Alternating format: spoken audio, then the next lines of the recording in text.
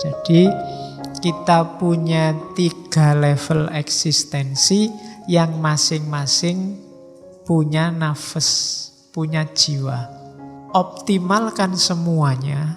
Optimal itu bukan berarti banyak, tapi pas sesuai takarannya, optimal, maka kita akan ketemu kebahagiaan. Urusan jasmani sehat, rohani sehat, dan roh kita juga sehat. Nah, ini tugas hidup yang agak berat. Saya tidak tahu kapan kita mulai serius ke sini, ya kan? Kalau saya tanya gini, saya khawatirnya kamu mengkeret. Tidak mau lagi belajar filsafat. Abot. Cuma kalau nggak dimulai sekarang, agak berat kalau kamu nunggu tua.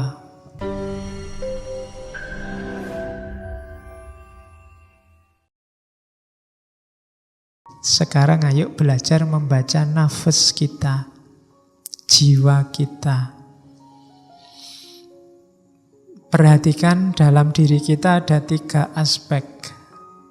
Jasad, hayat, dan ruh. Jasad itu yang fisik, hayat itu yang mental, yang biasanya malah kita sebut rohani. Ruh ini yang sumbernya dari Allah.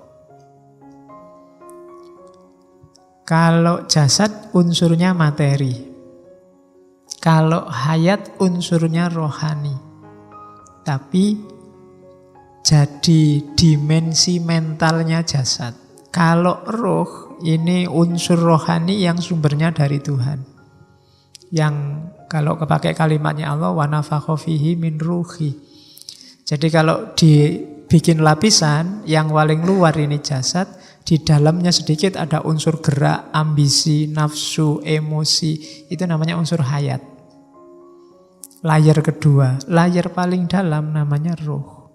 Ruh inilah yang sumbernya dari Allah. Yang jasad ini ijbari tadi. Dari Allah juga. Yang ruh juga dari Allah. Yang dalam kekuasaan kita itu hayat. Mental. Itu kita yang apa ini? Jadi hayat kita ini menghadap ke jasad apa menghadap ke ruh? Orientasinya materi apa orientasinya ketuhanan? Itu nanti menentukan akhlak kita. Jadi hidup kita ini berarti isinya ada jasadnya, ada hayatnya, ada ruhnya.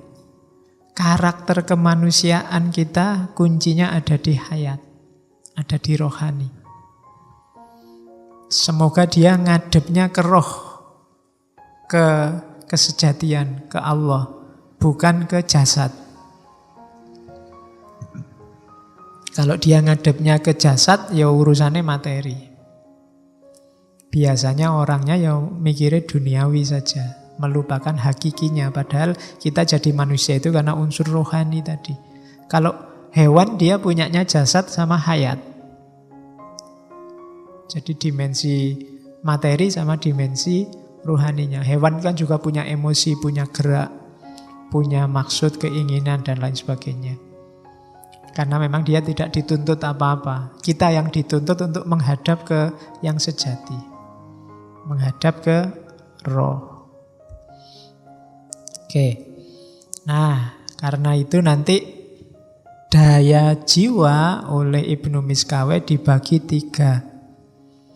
Ada nafas syahwatiyah, bahimiyah, nanti ada hutbiyah, ada natikoh. Kita pelajari satu-satu dulu. Nafas bahimiyah, jiwa, kalau diartikan letterlock itu jiwa kebinatangan, itu jasad ini loh. Dia hancur bersama hancurnya jasad, karena memang levelnya di jasad. Alatnya namanya liver, hati. Kalau bahasa Arabnya kabid. Di level nafas bahimiyah inilah kita bisa memberlakukan al-aqlus salim fil jismi salim. Dalam badan yang sehat ada jiwa yang sehat. Itu jadi bukan jiwa yang level rohani. Tapi jiwa yang level, bukan level ruh, tapi jiwa yang level kedua tadi. Jadi makanya, lupa itu ada orang jiwanya tidak sehat, badannya sehat. Maling itu badannya sehat, kalau lari cepat. Itu kan al-aqlu salim fil jismi salim. Iya, di level hayat. Jadi bukan rohani yang level roh tadi. Jadi berlakunya di level ini. Nafas bahimiyah atau syahwatiyah. Ini harus dikendalikan, bukan dimatikan ya, dikendalikan.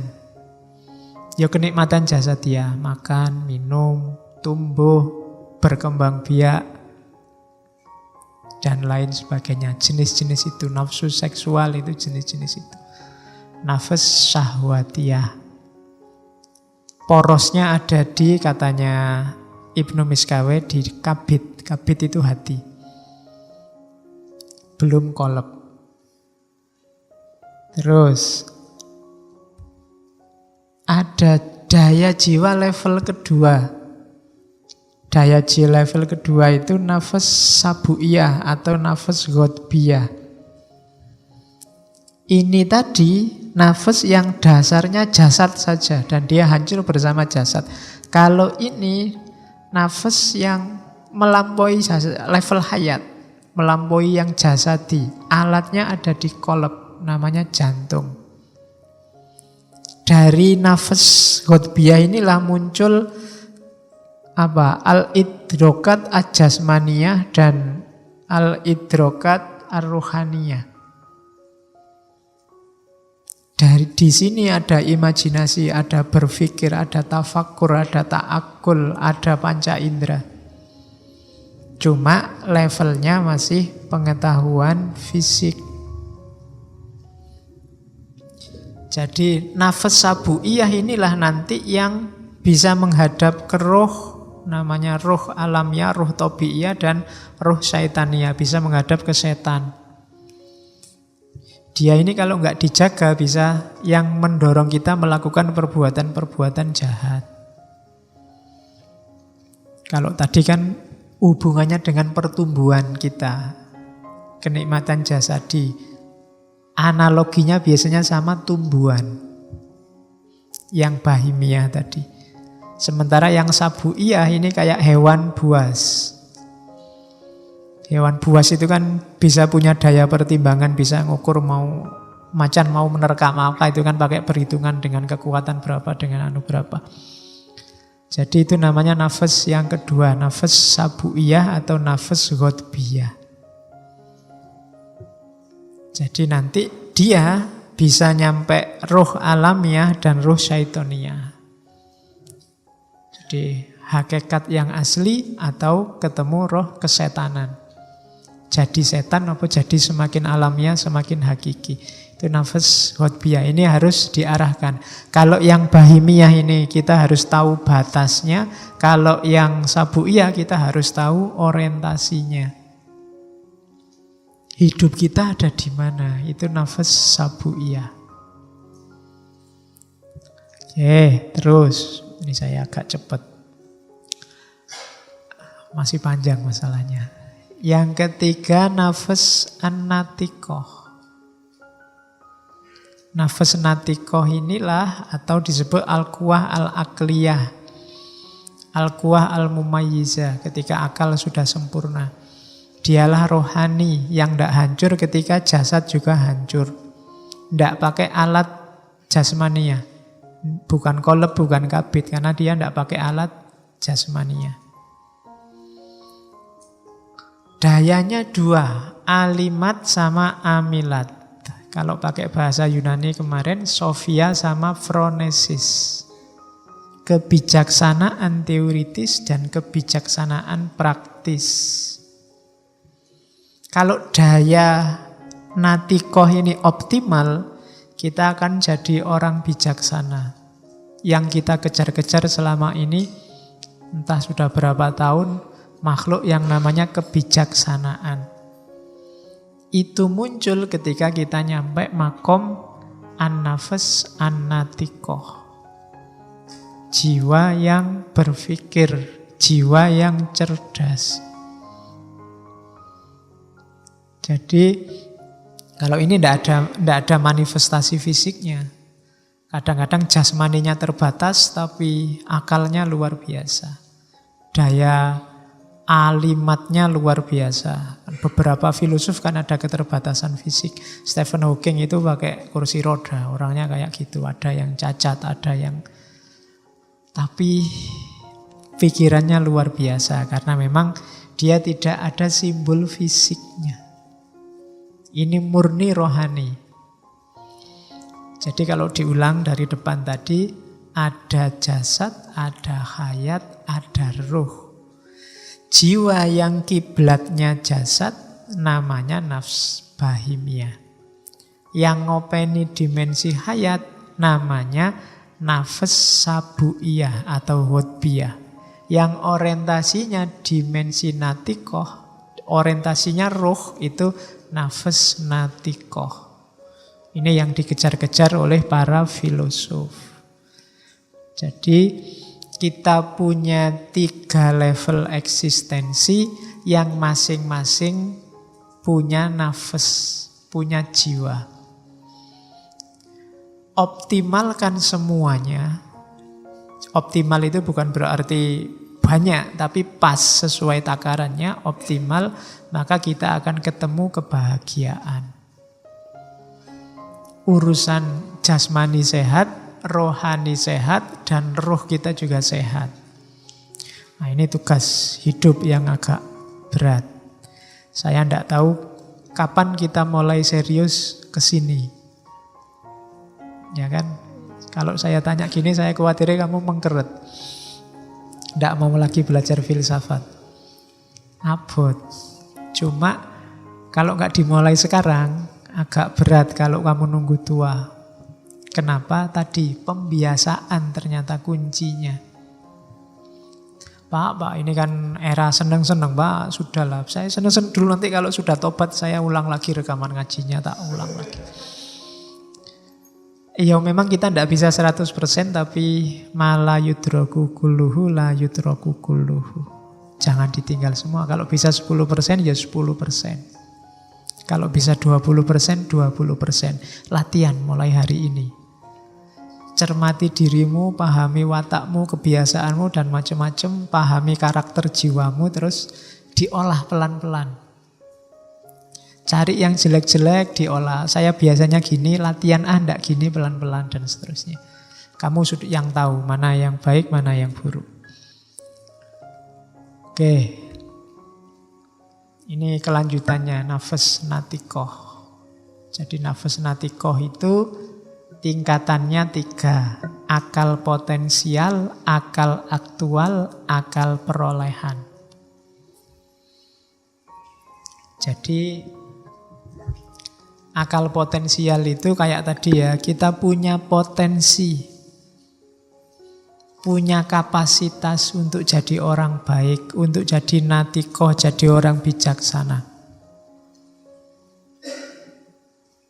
Kalau potensi ini kita wujudkan, namanya akal aktual. Nanti akal yang aktual ini, dia punya kesempatan ketemu dengan namanya akal perolehan, akal mustafat. Akal mustafat kadang-kadang disebut akal fa'al, akal aktif. Apa sih akal mustafat itu? Hikmah dari Allah. Cuma kalau kita belum nyampe level aktual, kita tidak akan ketemu mustafat. Kalau kita tidak bergerak naik, ya Allah tidak akan turun. Kalau kita tidak berusaha, ya tidak akan ketemu hikmah. Jadi kita belajar terus ketemu hikmahnya. Orang kan sering bilang, wah saya mendapat hikmah. Itu dari atas. Namanya akal mustafat, akal fa'al. Beda sama Nabi. Kalau Nabi dia langsung ditemukan dengan akal mustafat. Kalau kita harus berusaha dulu. Makanya Nabi kan ada proses-proses instannya. Dibersihkan jiwanya, dibersihkan lahir batinnya terus. Itu memang ada misi yang harus dibawa. Tapi kita yang manusia biasa harus bergerak dari potensi ke aktualita. Kita punya potensi kebaikan, ayo diwujudkan ke yang baik. Kalau kita ada di level yang baik, nanti kita akan ada kesempatan ketemu akal mustafat.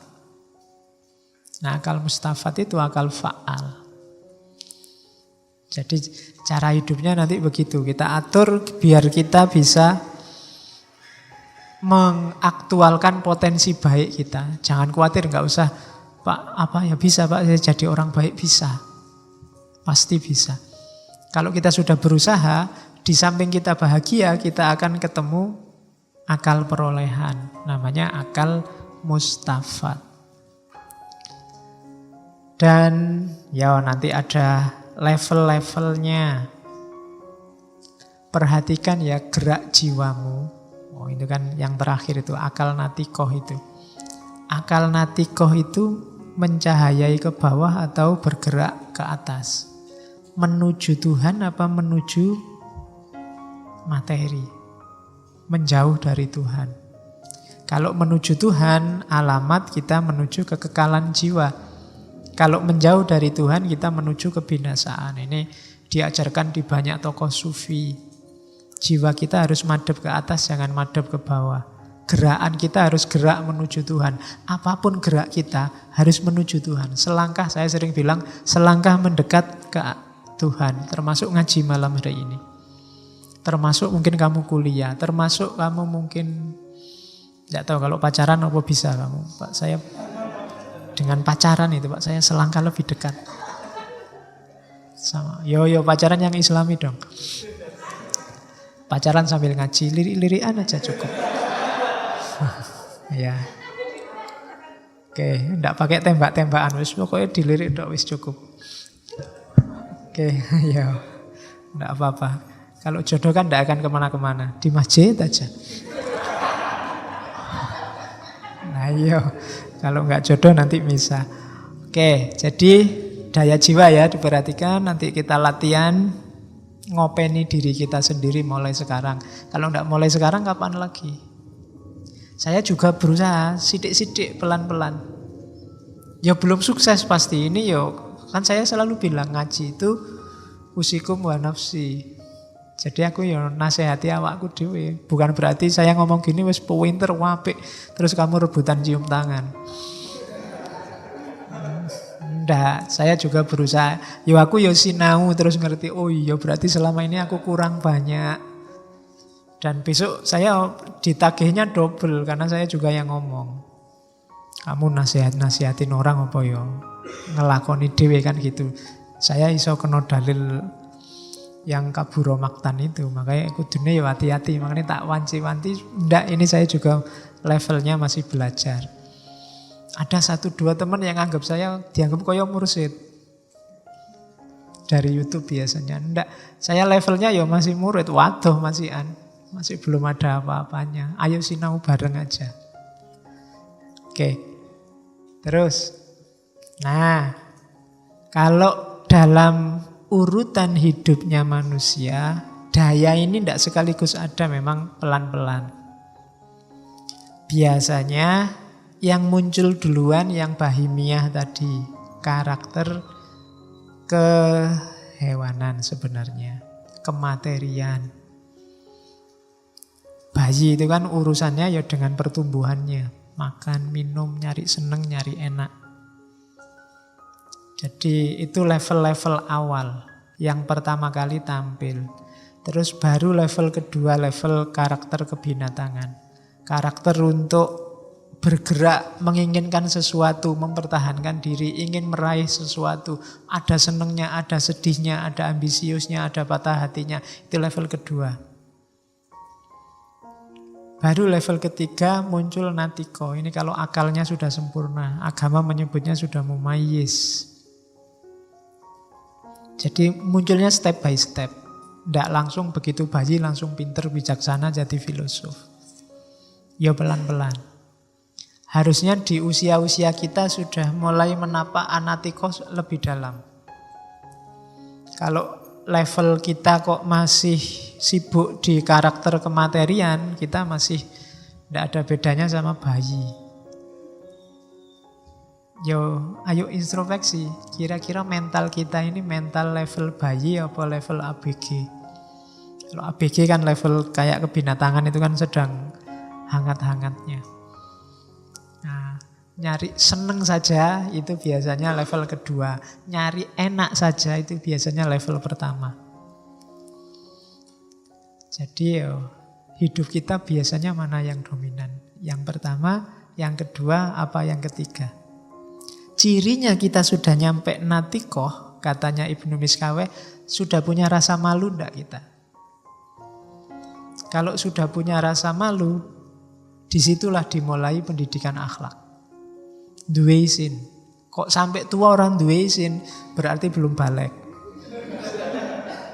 Ya, yo jangan dimarahi, berarti kan tokoh-tokoh kita kok korupsi besar-besaran, enggak punya malu ya dia. Oh, kasihan dia belum balik berarti. Karena kalau dia sudah balik, sudah punya rasa malu. Semakin orang besar harusnya dia rasa malunya semakin besar. Bukan kemaluannya loh ya, rasa malunya. Jadi semakin besar. Semakin orang duwe isin berarti dia semakin belum dewasa. Jadi adikmu besok, anakmu besok kalau sudah ngerti malu, saatnya pendidikan akhlak.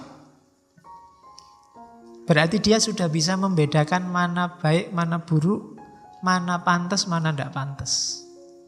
Saatnya dididik akhlak. Karena parameternya rasa malu. Makanya Nabi bilang, kalau kamu tidak malu, lakukan apapun yang kamu inginkan. Terus, sekarang manusia ideal. Cirinya manusia yang sudah paripurna akhlaknya itu biasanya syaratnya ini. Asyauq ila ma'arif wal ulum. Rindu pada ilmu pengetahuan. Kalian punya potensi jadi manusia ideal menurut Ibnu Miskaweh kalau punya kerinduan pada ilmu. Berarti jiwamu haus untuk penyempurnaan. Tapi kalau sama ilmu berat, latihanlah cinta sama ilmu. Bukan kok terus ditinggal. Oh berarti belajar bukan bakat saya Pak. Enggak. Saya enggak bakat Pak belajar itu. Harus dibiasakan untuk suka belajar. Karena dari situ nanti kita bisa mencapai manusia ideal yang kondisi jiwanya optimal tadi. Nah, suksesnya kamu di dunia ilmu itu kalau pengetahuannya sudah nyampe level kuliah. Makanya kamu kalau di kampus kan kuliah namanya.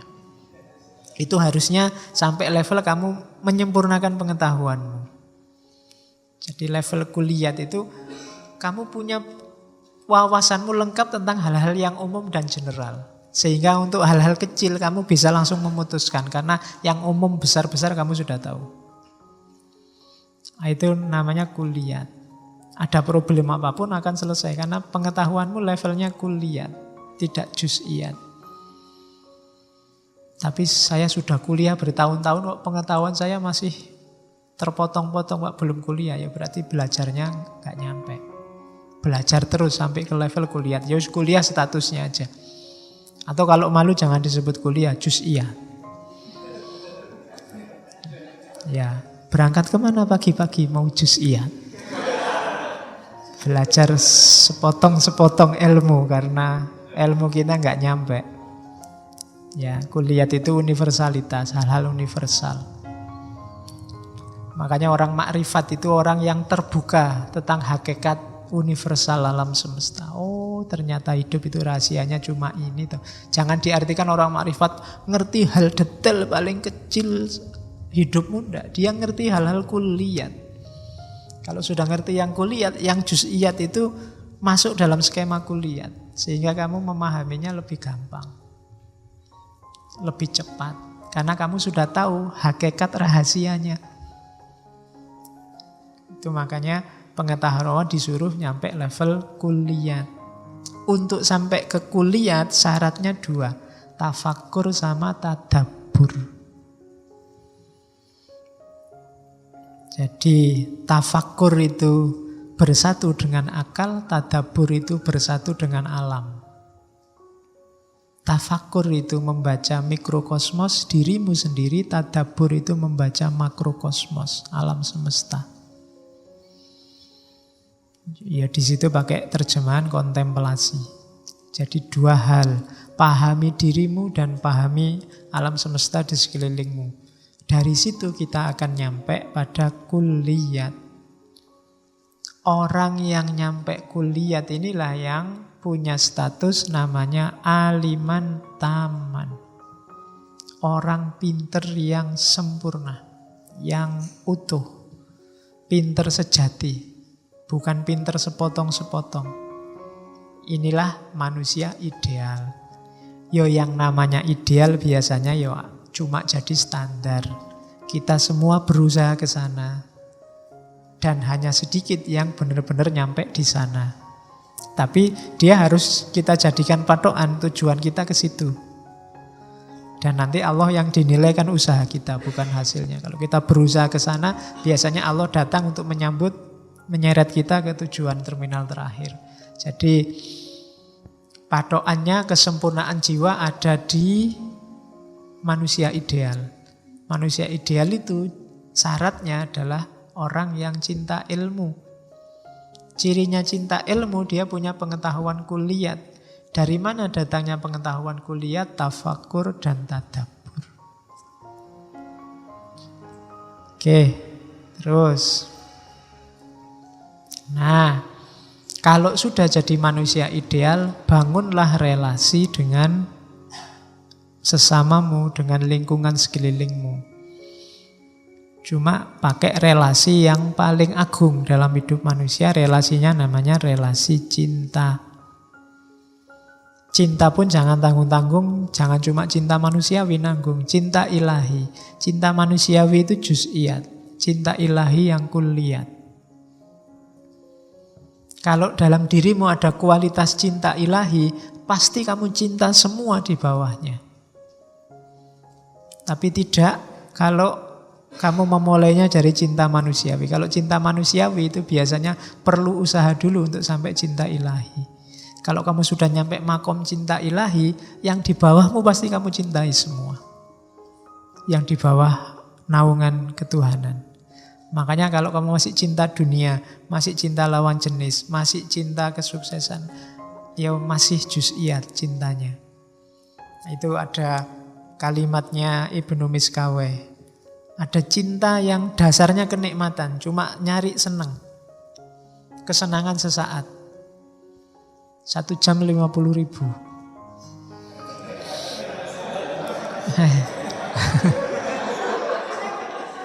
Iya. Loh aku diceritani begitu ada hotel-hotel melati tertentu itu jam-jaman sak jam 50.000. Lah kok murah? Ya, padahal itu cuma istirahat sebentar. Mbok kalau istirahat sebentar di masjid aja kan boleh. Gratis, tidak bayar. Kalau dasarnya kenikmatan, melekatnya cepat, hilangnya cepat. Jadi cepat loh itu, paling berapa menit kan kamu sudah. Pengennya kemerungsung kayak ya, tapi cepat selesai.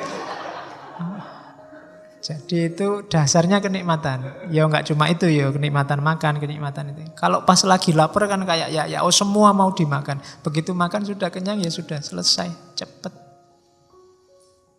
Jadi hati-hati kalau kamu punya pacar, dasarnya apa kamu cinta aku. Kalau nyari kenikmatan ya cepat itu nanti datangnya dan cepat perginya.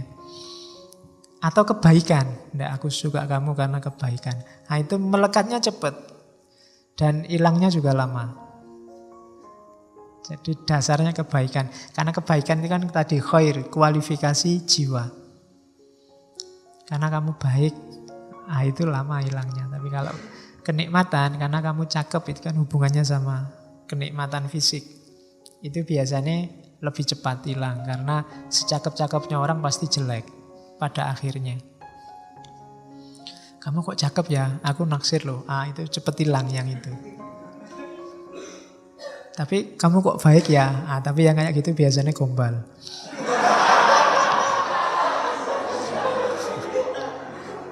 Aslinya yo nyari fisik.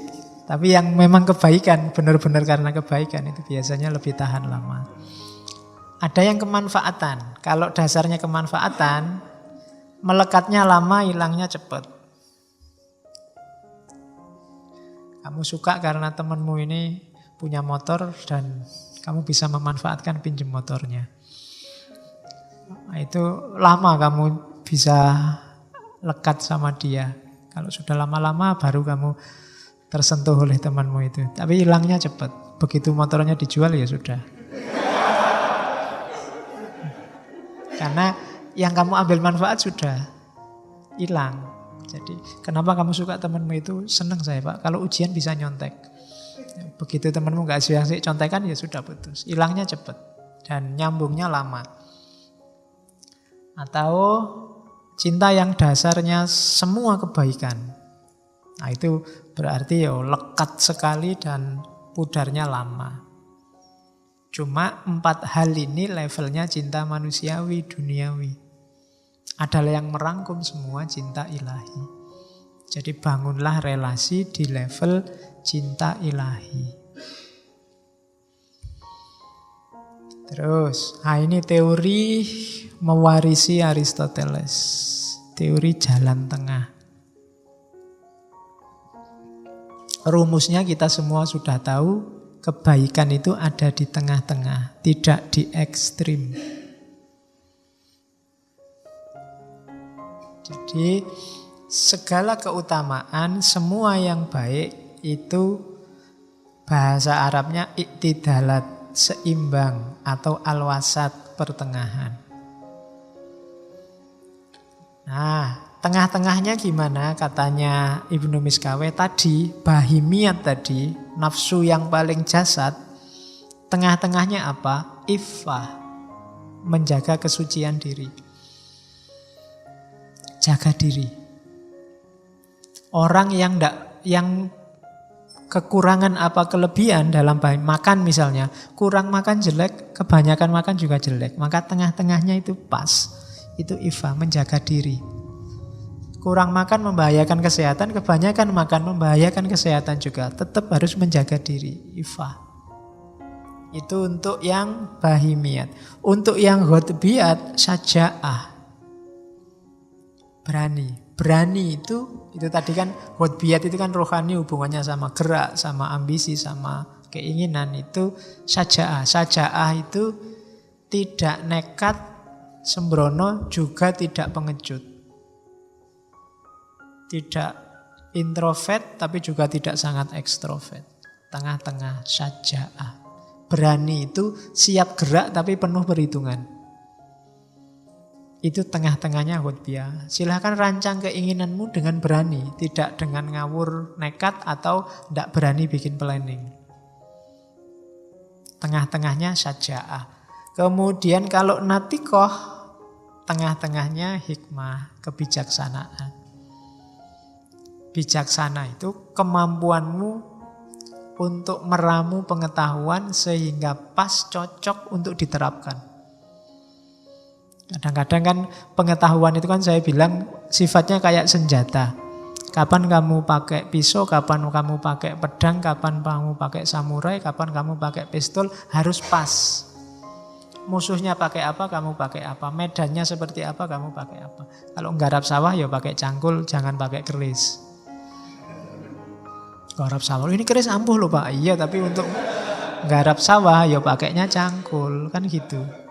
Jadi itu kayak senjata. Maka bijaksana itu ngerti. Ya nggak mentang-mentang kerisnya ampuh terus dipakai untuk macul di sawah. Untuk macul ya pakai cangkul, kan begitu. Itu namanya bijaksana. Pengetahuan filsafat dari awal sampai akhir ini kan macam-macam itu isinya. Ya kapan pakai John Dewey, kapan pakai Immanuel Kant, semuanya ada unsur-unsur yang pas untuk hidup kita. Kalau setiap kali kita ngaji kan kita mesti, iya ya hidup itu begitu. Iya ya hidup itu begitu. Karena apa? Ada bagian dari hidup kita yang cocok sama itu. Maka pakailah dengan dosis yang cocok juga. Kapan harus pakai Karl Marx, kapan harus pakai Nietzsche, kapan pakai Freud. Itu kan kita harus ngerti dosisnya. Begitu salah dosis, ya kacau hidup kita. Itu loh. Waktunya harus serius, eksisten kayak Nietzsche, kamu pakai yang pasif-pasif kayak sufi-sufi, ya berat. Waktunya berjuang, ya pakai senjata yang bisa untuk berjuang. Waktunya tidur pakai bantal. Jangan waktu tidur pakai cangkul. Tidak bisa. Itulah kebijaksanaan. Jadi intinya filsafat belajar di situ sebenarnya. Nyawanya ada di situ. Oke, nanti gabungan dari tengah-tengahnya 3 tadi namanya adalah keadilan. Tengahnya tengah itu keadilan. Ya, nanti penjelasannya panjang di Ibnu Miskaweh. Tapi yang jelas hampir mirip dengan beberapa filosofi yang lain. Keadilan itu nyawanya moralitas. Itu dosis yang adil. Oke, rumusnya ini kalau mau dipakai, pakai diagram. Jadi ifah tadi, kalau bahasa Arabnya ifah, antara dingin-dingin itu maksudnya kekurangan dan rakus, syarah, humud dan syarah. Syaja'ah antara juben dan tahawur. Hikmah antara balagh itu dungu. Dungu itu tidak sama dengan bodoh. Dungu itu mungkin pengetahuannya banyak, tapi menggunakannya tidak pas. Itu dungu namanya. Kamu lah sudah ngerti toh kalau kayak gitu. Iya nih saya tidak tahu harus dipakai toh ternyata. Itu orang menyebutnya dungu. Balagh bahasa Arabnya. Atau lancang. Tidak ngerti nekat aja. Nah itu namanya sofah. Kalau adil ya lawannya zalim. Aniaya. Baik menganiaya maupun dianiaya, bagi Islam dua-duanya tercela. Maka jangan izinkan dirimu dianiaya dan jangan bolehkan engkau menganiaya. Itu Islam. Kalau kamu sedang dianiaya, ya keluarlah dari konteks keteraniayaanmu. Kalau kamu sedang menganiaya, berhenti, jangan menganiaya. Di level apapun. Karena fenomena keteraniayaan itu menunjukkan tauhid yang tidak hidup. Kenapa? Dalam fenomena penganiayaan ada yang ranking atas, ada ranking bawah. Yang atas menganiaya yang bawah. Dan ketika ada hierarki atas bawah, berarti ada yang di atas makhluk selain Allah. Itu berarti tauhidnya perlu dipertanyakan. Kita keluar dari jerat yang anti tauhid itu berarti kita keluar dari jerat kezaliman. Tengah-tengahnya adil. Nah, yang butuh dalil tak kasih dalil, ben koyo ngaji tenanan. Ini dalilnya tengah-tengah, ya. Yo yang paling kita kenal kan wah khairul umuri, dulu ustadz saya kalau ngaji khairul umuri ausatuha, segala hal itu yang paling baik yang tengah-tengahnya kecuali donat, mesti gitu. Ya, kalau donat jangan dimakan tengahnya, tidak ada apa-apanya. Adanya pinggir. Oke, itu Al-Isra ya. Kita sering dengar ini. Wala taj'al yadaka mahlulatan ila unukika wala tabsudha kullal basti fataq'uda malumam mahsura. Jangan jadikan tanganmu terbelenggu, jangan males-malesan. Atau jangan kikir. Wala tabsudha kullal basti, juga jangan boros. Nanti kamu menyesal dan tercela. Itu kan maksudnya tengah-tengah. Jangan kikir, jangan pelit.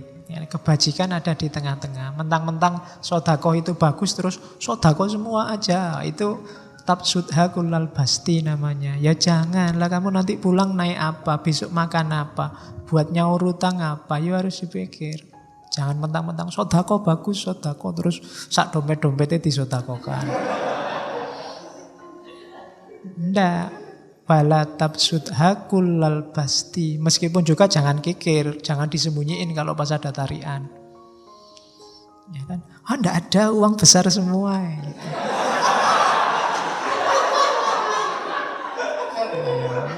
Sering ya gitu. Enggak ada yang kecil gitu. Ya besok kalau kalian jadi panitia minta sumbangan, bawalah uang kecil yang banyak. Ya. Kalau minta ke dosen, Pak, minta sumbangan, tidak ada yang kecil ya, saya ada kembaliannya, Pak. Jadi enak. Oke.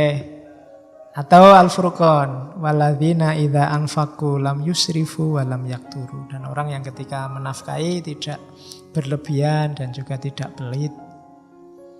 Al-Furqan 67. Kalau Al-Furqan sebenarnya ada ayat bagus sebelum 67 itu yang wa ibadur rahmani alladzina yamshuna fil ardi haunan wa idza khatabal jahiluna qalu salama. Itu ayat untuk melawan orang-orang bodoh. Hari ini kan banyak orang tidak pinter ngomong semua di medsos.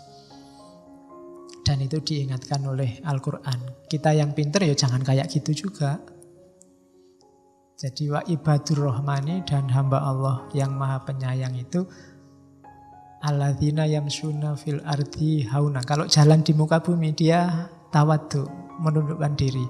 Wa idza khotabahumul jahiluna, kalau ada orang-orang bodoh ngomong macam-macam termasuk tentang dirinya, qalu salama. Mereka hanya ngomong hal-hal yang menyelamatkan, hal-hal yang damai, hal-hal yang dingin.